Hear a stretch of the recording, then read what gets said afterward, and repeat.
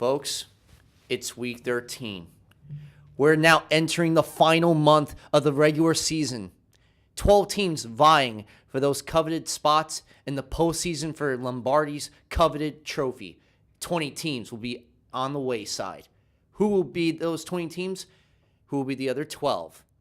So much to unravel, and we got an hour to do all that with so much news and more.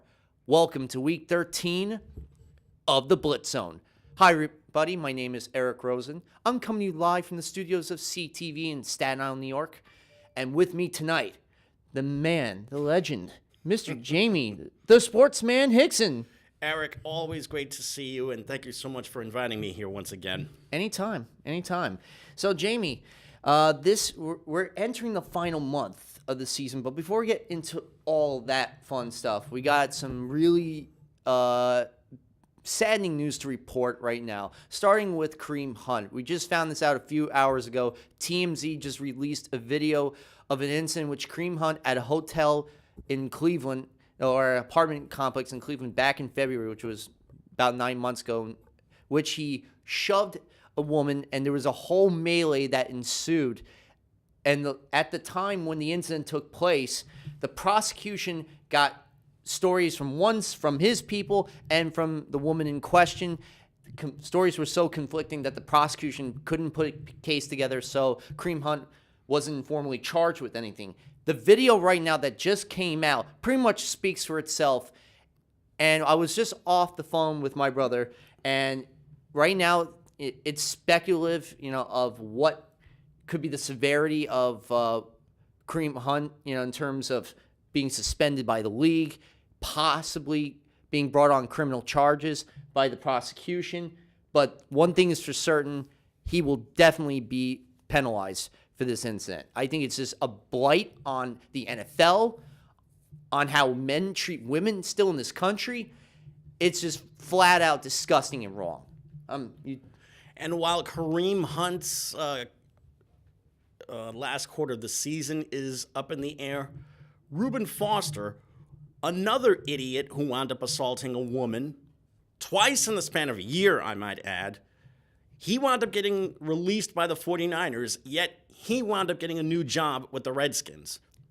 And while those two guys already have scarlet letters on them because of domestic violence committed against women, Colin Kaepernick, whose worst crime was exercising his First Amendment rights, can't even get a job now.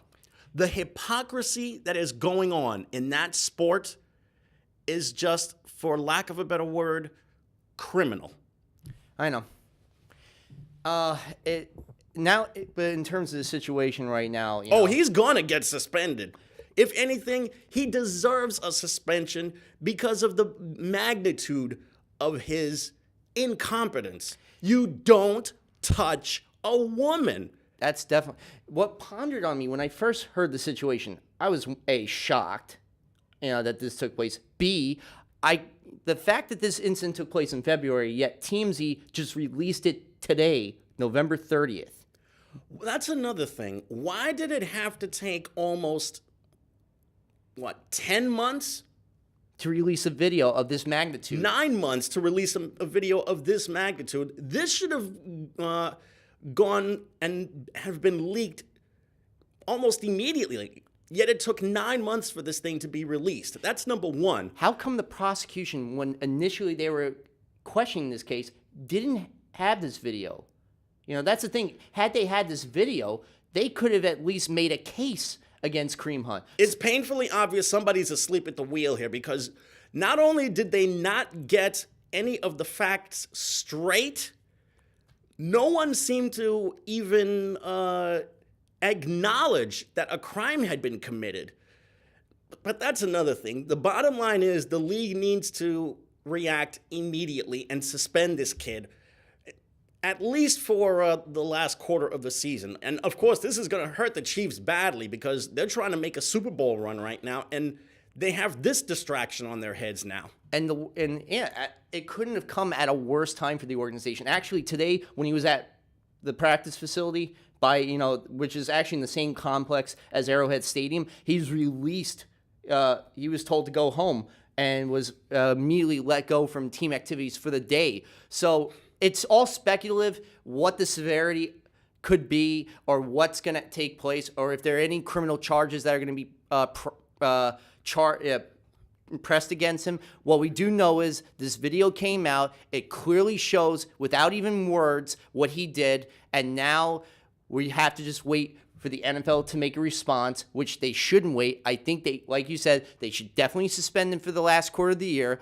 That would definitely hurt his team, but at the same time, send a message to this idiot what he did. He's a great player. As a player, he's great. As a human being, that was just garbage, trash-like behavior that no man should ever, in their right mind, should ever put their hands on a woman, point blank and simple. And yet, like you mentioned with Reuben Foster, the guy gets a job after being charged for the second time. But here's the caveat with that. He's still on the commissioner's exempt list. Wow. So even if he got picked up by the Redskins, he actually can't even play until his legal matters are cleared. Yeah. So at least, yes, the Redskins did pick him up, but he can't play. So basically, this is a waiver claim that all went for naught for the moment. Exactly. It was a waste. Sometimes I wonder exactly what the thought process of these front office people are. And here's the other thing that really burns me. Dan Snyder, the owner, the guy who's never had that's another controversy. knucklehead that needs to do a little soul searching. Well, he said when Ray Rice had, the incident that took place in Atlantic City, where clearly you show him beating his girlfriend in the elevator, which was so horrible and disgusting that it took the league a while to finally make an example out of him. Well, when that took place and the commissioner did give him that, the hammer thrown down at him, Dan Snyder came out praising the commissioner for what he did. Yet now, where is he with Reuben Foster? Nowhere to be found or nothing to be heard from him. Another hypocrite. So right there, it just really, it's astounding, the stupidity and irresponsibility of the Redskins organization. And Kareem Hunt and his poor lack of judgment and just poor lack of being a good man and a good human being at that particular moment. Poor lack of morals. Yeah. Poor lack of respect. Just plain poor. Well, unfortunately, that's, those. I don't know what else. I don't know what other way there is of putting it. We'll see what happens. We'll keep following the situation with Kareem Hunt, and in the weeks to come, we'll report more as we hear from the league. Now, in some sad news, of course, this past week, the Houston Texans are mourning the loss of 81-year-old founder and of the team, Robert McNair, who basically brought football back to Houston for the first time in 2002 after the Houston Oilers left to go to Tennessee, becoming the Titans.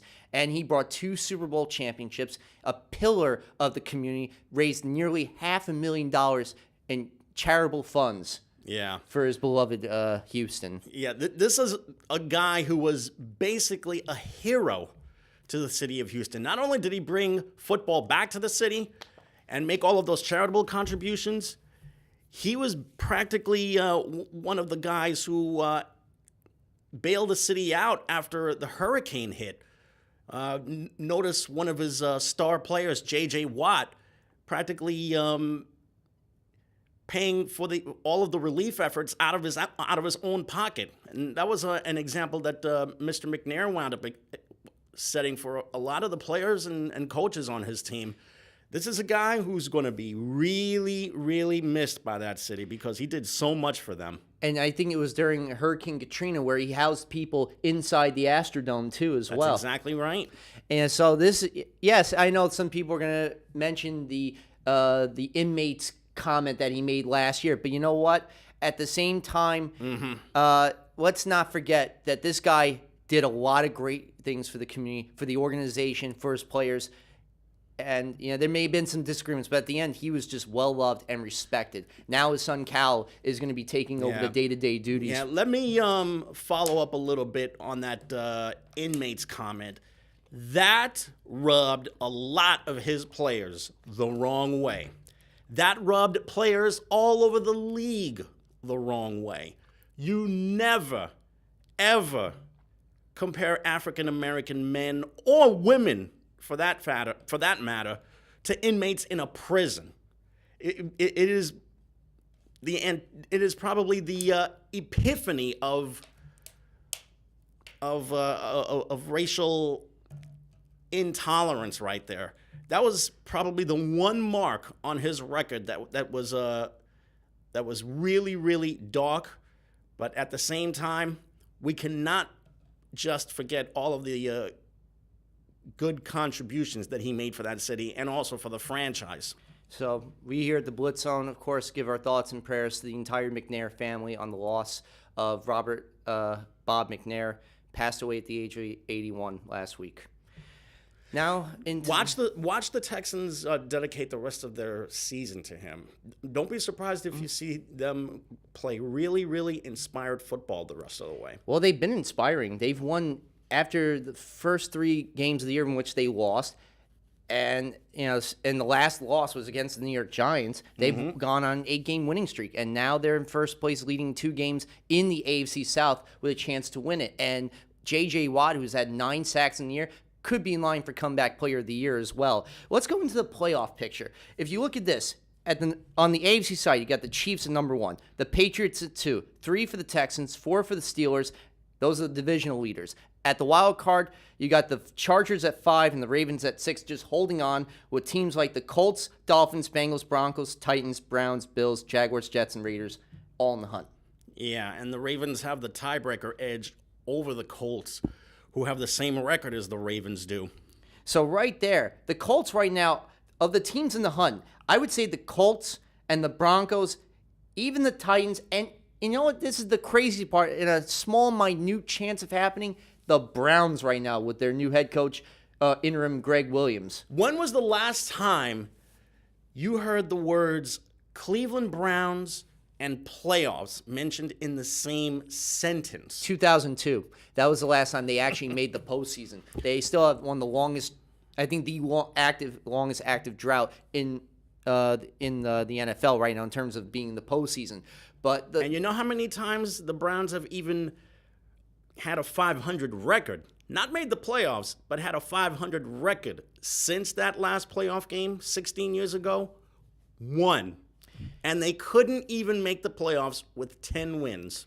That just shows you how sad sack a franchise they've been in the last 3 decades or so. But this team, though, you got to look at the way they're playing now with Greg. And you know what? Freddie Kitchens, the offensive coordinator that they brought on to work with Baker Mayfield, he's really improving the offense and working with his skill set. So, and it showed last week in their beating of the Bengals. Right. The Bengals are a sad team in futility now that Andy Dalton's done for the year. And the Jaguars are a shell of what they were last year. They're basically the Jaguars of yesteryear. Yeah, and it's gotten so bad that they had to change quarterbacks. Cody Kessler now is starting at quarterback, and Leonard Fournette is suspended this week because he decided to go fist happy with Shaq Lawson in the Buffalo game. Pitiful. It was stupid, and the problem was they were at the 1-yard line with a chance to tie the game up. What happened after that stupid penalty?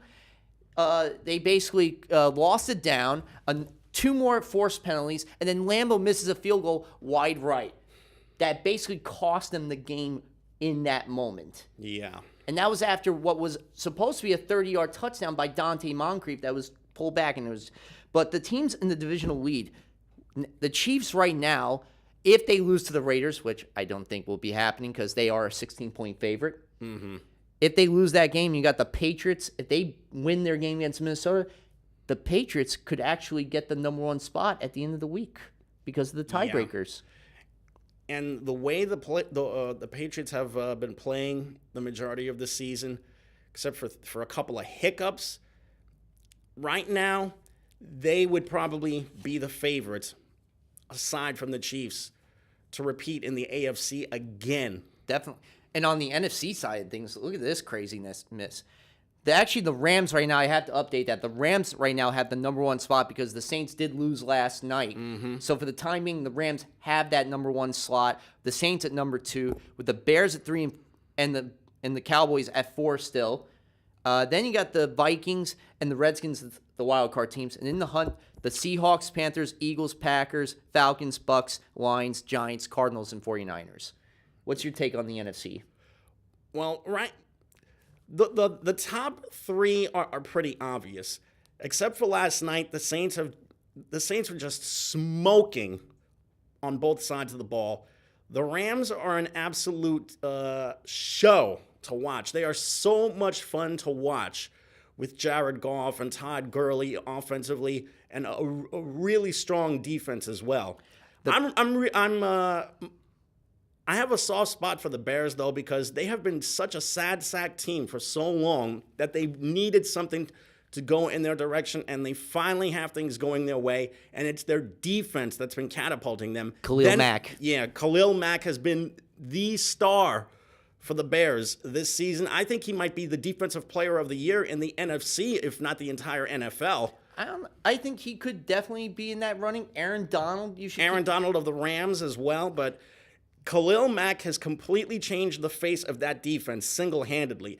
After that, the Cowboys finally have things going their way, and they're benefiting from a rather ordinary Eastern Division right now. Minnesota, I still think that they're dangerous, especially now that they have a much better quarterback. And the Redskins, they're so unpredictable right now because you don't know which team is going to show up. Yep. The team that's going to lay a goose egg against the Cowboys, or a team that's going to come away with a big, big victory against a team such as, let's say, the Chicago Bears. I think the teams in the hunt that you got to keep your eye on, the Seahawks for sure, and the Eagles, of course. The Packers right now are just teetering. They got the Cardinals visiting them this week. Otherwise, though, I'm going to be honest, I think the Packers don't make the playoffs for a second straight year. The Falcons are, have lost.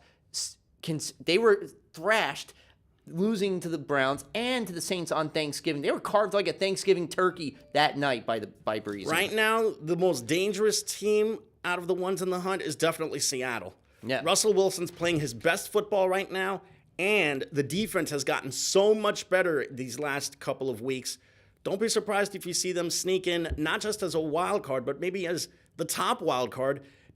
I would think that they would maybe get past the number 4 seed. In this case, probably the Cowboys. Yeah, the Cowboys right now, 4 consecutive wins, and what's really been sparking this has been Amari Cooper. He's been a major difference in the way the offense is played. He's opening up the playbook for guys like Cole Beasley and Gallup, and seeing Ezekiel Elliott run the ball. And last night, he had the deciding touchdown on that screen pass on 3rd and 12. That was big right there, winning 13-10. Randy Gregory nearly screwed that game up for them with that stupid penalty on the punt return. Had he not done that, it would have been a 13-3 victory. Either way, they had the formula against Breeze. Because up until that point, they were used to scoring 35-plus points a game. Right. They disrupted Breeze. They didn't give him any easy throws whatsoever. The corners, they were blitz happy, the Cowboys. Yeah. So they had the recipe for how you can basically tame Drew Brees. Yeah. And it's not easy to do that. If I have to ask, though, usually when teams blitz, it says one of two things. One, the defense is that good because they have that ability to shred a line and get to the quarterback. Or it could be making up for some kind of deficiency, which is maybe a hole in the secondary. In this case, in the case of the Cowboys, I just think that they have so much quickness on their line that they were able to just go by the linemen like they were not even there. And the secondary isn't totally bad. I mean, they do have some playmakers in there. In this case, the Cowboys just have so much speed on that down line. They're going to really scare some teams this last quarter of the year. And Kyle Vanden Bosch has been a real difference maker too, along with Jalen Smith. The two of them really have a great linebacking core, and this is without Sean Lee. Yeah. Imagine if Sean Lee comes back. If Sean Lee were on the Cowboys right now, they would probably be twice as good. maybe even more dangerous than they already are. Now let's get into the games of Week 12 this past week. Tennessee Titans visiting the Houston Texans. In the beginning of the game, the Titans had a 10-0 lead to begin with. Yeah. Then all of a sudden, the Texans rip off 27 straight points, including Lamar Miller's breakaway 97-yard run, which he gets a big tackle, block to the right, goes all the way into the end zone, boom, shakalaka for a big touchdown right there. And then, Demaryius Thomas got his first career touchdown as a Houston Texan this past week. The final score is going to say 34-17, but this was a good comeback by the Texans. Don't let the score fool you. Usually when you can tell if a team is a contender or not by the way they respond to adversity. If you trail by 10 points and you're able to make the adjustments in the game and come from behind, you'll set yourself up for a really good run. How about talk about a good run? Phillip Rivers had a good run of 25 consecutive completions. Yeah. And now set the new record for consecutive completions and for single game completion percentage, going 28 of 29 for 259 yards and 3 touchdowns, his 11th straight multi-touchdown game of the year, leading the Chargers to a 45-10 win over the Cardinals.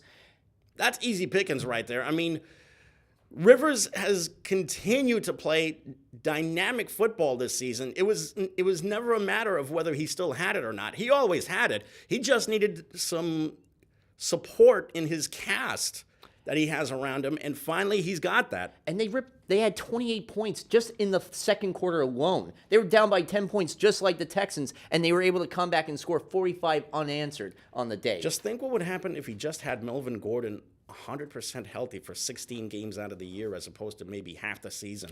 Well, he's unfortunately he did get hurt in that game. He's going to be out for a few weeks. But for the most part, he's been a big part of why they have done well. But now Austin Eckler is going to have a bigger game this week. But Rivers, he should definitely be in line for an MVP possibly this year. He's a dark horse candidate, I would say. Yeah. Falcons, Saints. On Thanksgiving night, Drew Brees, like I said, carved them up like a Thanksgiving Day turkey to the tune of a 31-17 game.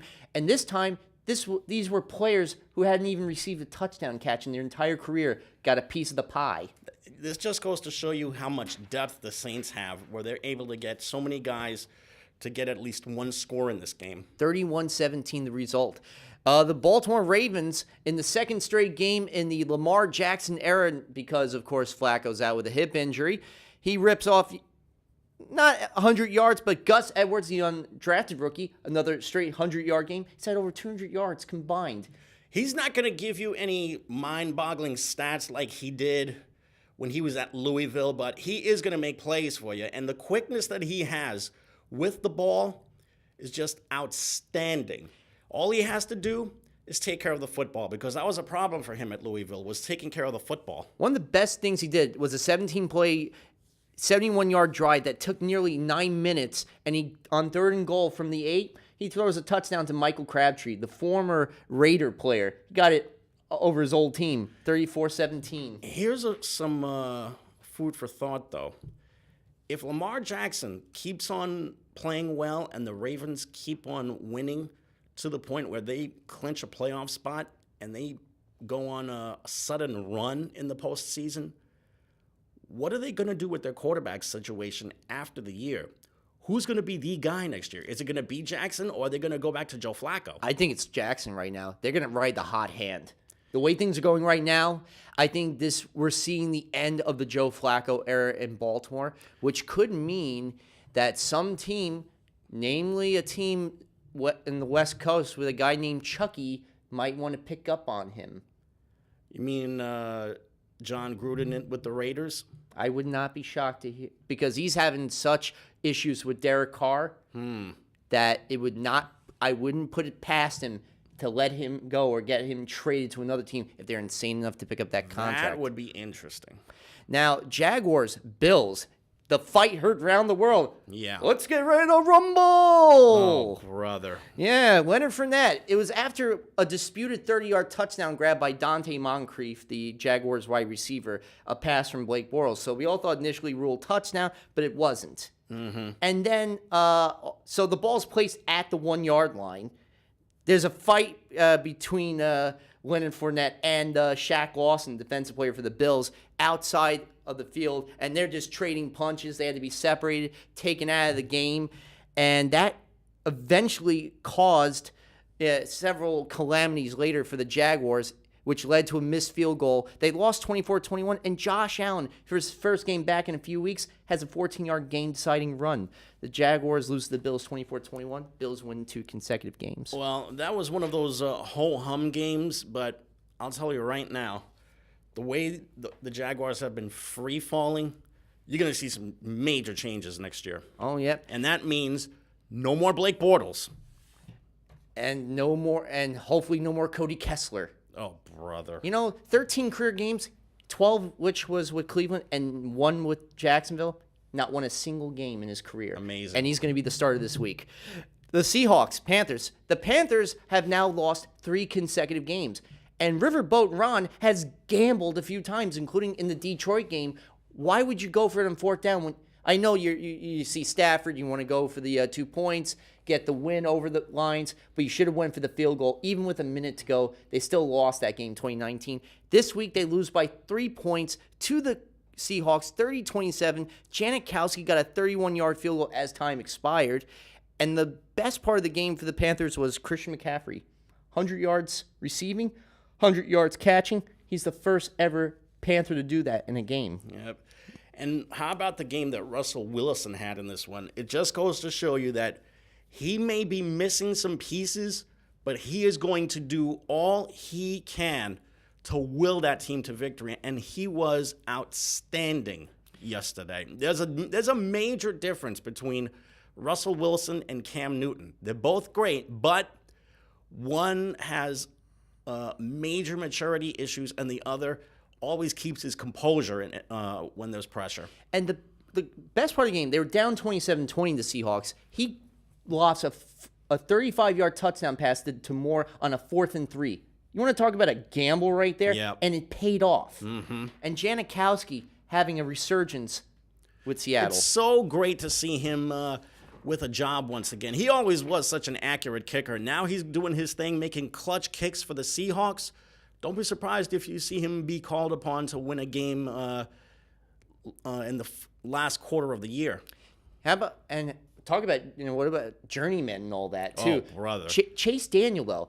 Thanksgiving Day, the Bears go into Detroit, and they're just coming off a Sunday night game at home against the Vikings, and they have to play a 12:30 game on Thursday. Mm-hmm. Imagine what that does to your body right there. Oh, brother. So Trubisky, unfortunately, hurt his throwing shoulder, so he was out for this game. Yeah. And then all of a sudden, Chase Daniel engineers a great game, gets the go-ahead 10-yard touchdown pass to Taquan Mizzell, making it in the second quarter. And then it was 16-0 at one point. Did you see what Eddie Jackson did? He got the pick six. It was off. Game-winning pick six. The game-winning 41-yard pick six with 6 minutes to go. It was on a pass intended for Michael Roberts. He steps right in front of the pass. He knew where to be. He's now had 2 consecutive games of having a touch, either a fumble six or a pick six, and this is 5th career touchdown. Mm-hmm. Isn't that just outstanding? They won. Just to give you an idea about Chase Daniel's career, had a great career at Michigan, never got drafted, so he bounced around between the Saints twice and the Chiefs and the Eagles, finds a home with the Bears. He's played 61 games in roughly 9 seasons, all except 3 of which were mop-up duty. Finally, this kid gets a chance to, well, he's not even a kid anymore. He's in his early 30s, but finally, that young man has a chance to really show what he is made of now that Mitch Trubisky is hurt. And so far, he's acquitted himself reasonably well. Let's see what he can do after a big win against a division rival, because they've got the Giants coming up, a team that the Bears should beat. Oh, they should. They should beat them, but at the same